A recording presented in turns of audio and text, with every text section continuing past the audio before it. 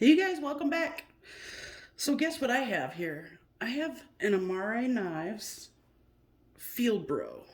Now I forgot to do a reveal, an unboxing. I forgot to do anything with this knife, and it's actually a pretty cool little EDC actually. It came in this pretty awesome little box. It has like, yeah, their little logo on there, and it says, "There is space outside the box." And then you open it, and that's exactly how it came.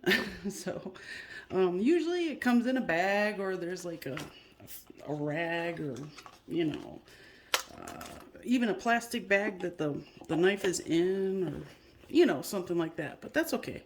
It's a nice hard box, good quality. Yeah, this is the Amare Field Bro, and I have used it for the past week, maybe even longer actually. So I wanted to do a nice little review on this guy. Uh, Hopefully a nice review. It has performed pretty well. I'll say that. The steel is VG10. It has a really nice flat grind. It's a full flat grind too, so I really like that. The sharpening choil, you can see where the plunge grind ends right there. So you have all of this. So the sharpening choil is excellent, I have to say. So I have number 245. I believe they only made, what was it? 500 or something. I don't know. I didn't think it was that big of a deal. It's obviously not that popular of a knife, but honestly, I think it should be more popular. This thing is really good quality. The G10 is it's really different from the G10 that I normally have in my collection. And I have plenty of different arrays of G10, like good quality G10. You can definitely tell a good quality G10 from a bad quality G10. When I first started collecting knives, I was big into uh, a company called Doom Blades, and they made really great action. They put D2 on every single one of their knives, and then they sold them dirt cheap. So they all had G10. And at first, I thought those were excellent knives. Like, I didn't really know better. But they, now I know the difference. The difference is the G10 was extremely cheap. I can't say that their blades were extremely cheap because I had very good experiences with Doom Blades D2. So that wasn't a fail. Their G10, however, that's a whole different story. Um, but this is some extremely exceptional G10. It's really good. It's got a really nice smooth texture where the bolster area is. And just like on a Benchmade bug out, there's that jimping right there, or it's just basically, I believe it's kind of a housing for the Omega spring, or for the whole mechanism, the locking mechanism. And so I believe that has something to do with the housing. But I think it's pretty comparable to an axis lock. I don't have a bug out, and I honestly don't have any. I have a fake bug out, which I don't want to get into that story, but let's just say it left me pretty upset. I knew it was too good to be true, but I was also a huge rookie. I had no idea what to look for, and I had no idea what I was doing. So, but yeah, this is really excellent G10, and it's got a little spot for your finger to land right there. And one second, guys. All right, I'm back. So bug out, yeah. I don't have a real bug out, so I can't really compare it. But not that I'm not real big on comparisons, but I I do. A person I work with actually has a bug out, and I was just comparing the locks to see because I believe the bug out has washers. Comment below if I'm incorrect about that because I mean I don't know. I'm pretty sure it has washers. This also has washers, and I think that the it does have a little bit of a breaking in time. I'm not sure how the bug out is. From what I understand from reviews I've seen in the past, and just from people hearing people talk about it, they say it comes right out of the box, just like that. And my experience messing with the bug with the Benchmades at work, they are pretty smooth right out of the box. So they're access lock. But I was messing with, what was it? Oh, I don't know. I was messing with a Benchmade that wasn't like drop shutty, like that right out of the box before. It did have washers. Now I was also messing around with the Adamas with not the one with the assisted action, so the manual version. That thing is so buttery smooth. So I'm thinking, I mean, I'm not sure, but I think that's got to be on bearings because the action is it's there's no other knife in my collection or that I know of that compares to that sort of action. It's definitely in a league of its own. So I can understand the hype. But and someday I will honestly be able to afford the hype myself, and that may be sooner than later actually. So I'm a little excited about that. Anyway, let's get back to this knife. This is a great knife. It's a really good EDC. It it's a tough knife too. This thing took a beating. It came really sharp, shaving sharp. So actually, there's a guy. His name is Ulrich Heinecke, I believe, and he in back in like 2012 he founded a factory. I'm assuming it's called Hohenmoor Messer Manufacture, and he did all handmade knives with some collaborations with like Spyderco, Boker, Real Steel, and more.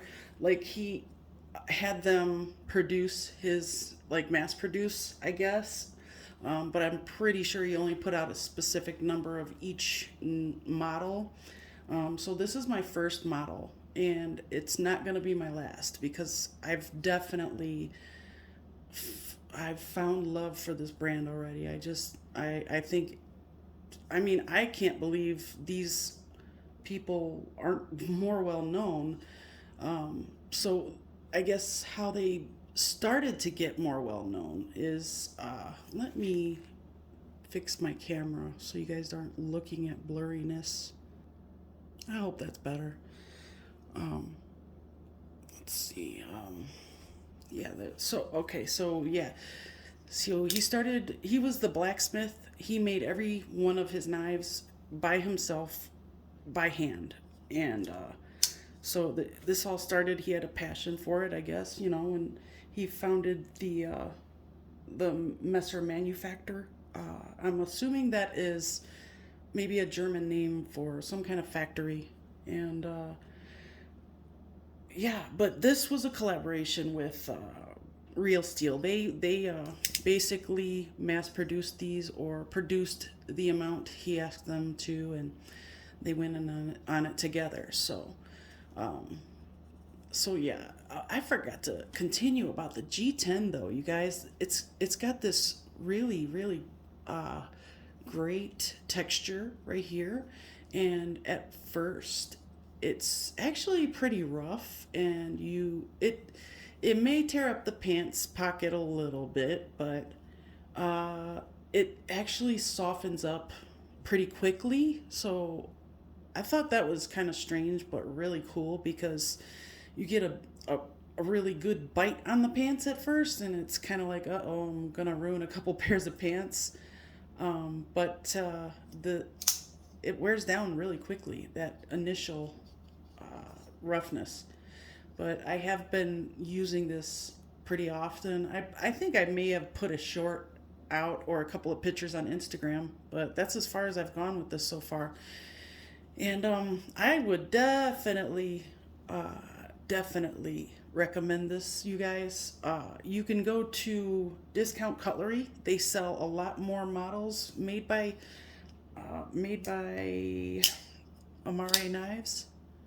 But Amari Knives is actually kind of a baby that Ulrich, the founder, he met up with Wexian Meng over in China, and the two of them created Amari Knives together. So it's basically an up and running business now, and I'm sure there's plenty of people out there that are way more familiar with Amari Knives than I am. But I ran into this little guy and I love it. So definitely hooked. And I will definitely be bringing more to the table. So you guys, you'll be seeing more of these from me anyway. I think this company should be a lot bigger than they are already. Here's the thing though. The price, I got this for cheap, but after doing the research that I did, the price of this, it's probably kind of pushing it. The price I saw online is around $80 for this. I don't think that's too much, but it's right. It's really right on the verge of being too much. If it had any, if it was D2, I would say no way. You know what I'm saying? But it's got a really great stainless steel. It's a well-rounded steel. It's VG10, so it keeps its edge very nicely, I think. It straps up like a dream. My personal experience with VG10 is that it straps up like a dream. This knife, I have beat it up pretty good for almost 2 weeks, and it does not even need strapped yet.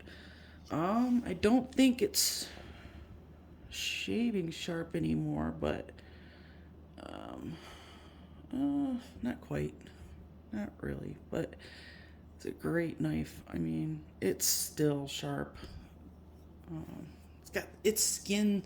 It shaves your skin cells off, but that's about it right now. But yeah, after I strap this up, I'm sure it's gonna be amazing again, just like it was. But I have cut up quite a bit with this. I cut up a tent, a oh, what did I cut up? I can't remember, you guys, but it was a bunch of stuff. There was a bunch of things that we had returned, and I just destroyed them, and it was fun. Anyway, one more thing. I got a promotion at work, so I'm not gonna be able to destroy a whole bunch of things anymore. So now I have to find a new way of testing out my knives. I will still be able to test them out. What I'm trying to do is make like an agreement with the receiving manager to ask him if he'll leave me things to destroy so that I can do videos based on my knowledge on how it performs. And so I'm sure it's not going to be a problem, but it's yeah, I mean, it's not going to be a problem. I still have stuff at home to destroy, so yeah, I will definitely make sure all of my knives see a lot of action, because my life is empty with no knife action. All right. Now that I'm getting into the cheese, I wanted to talk about this. What they called this a I forgot what they called it, but it's an access lock.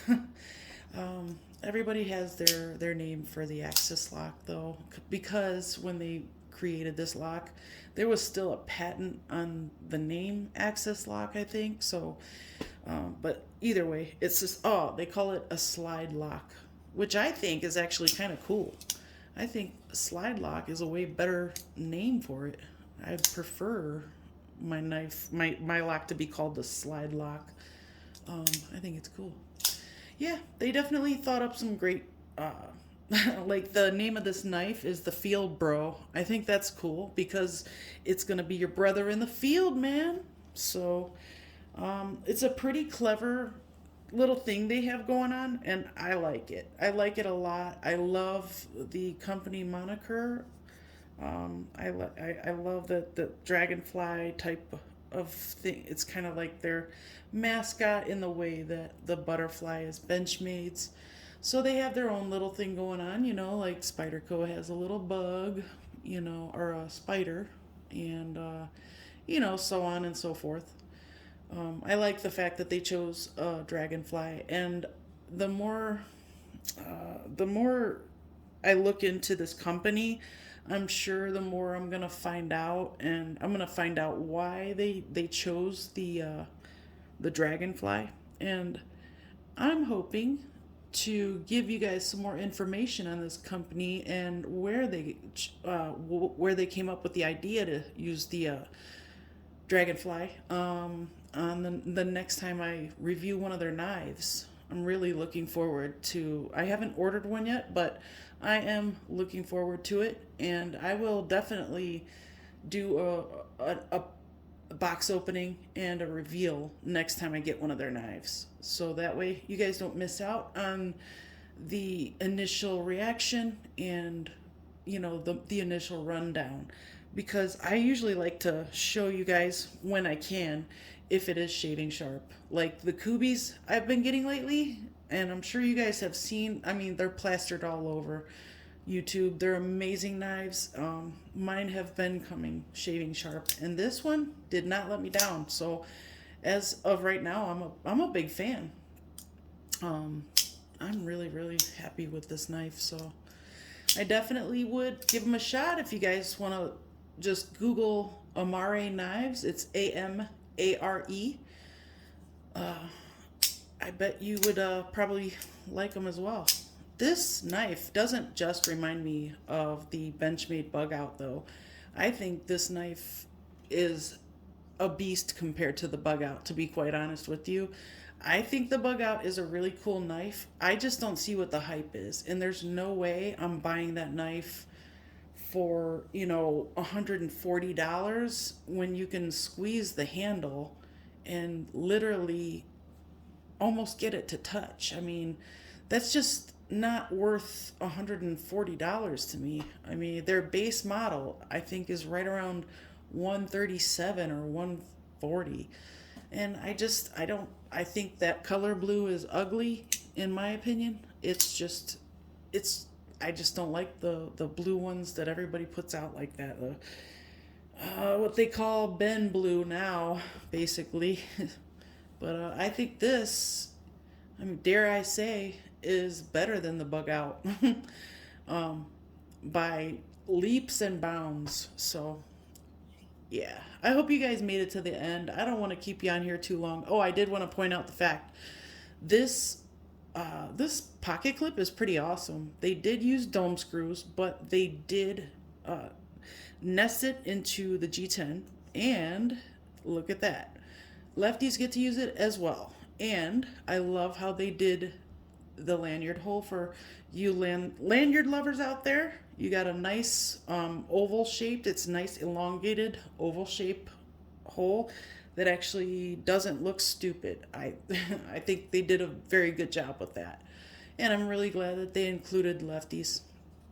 But this is a great pocket clip. It's, if you ask me, it's quite minimalist, and it really does remind me of a real steel pocket clip actually. So I think you can kind of see their signature all over that. But you're gonna see that when there's another manufacturer building their knives for them. So I'm just happy that he was able to get it brought to the table, and the person worked hard. He is a blacksmith. He built them by hand by himself at first, and then finally found someone to manufacture and start really pumping them out. So I think this company deserves a little more recognition. So I'm definitely going to give them every bit of it as soon as I get my next Amare knife. You guys will know immediately. Until that time, I will see you soon. Bye bye.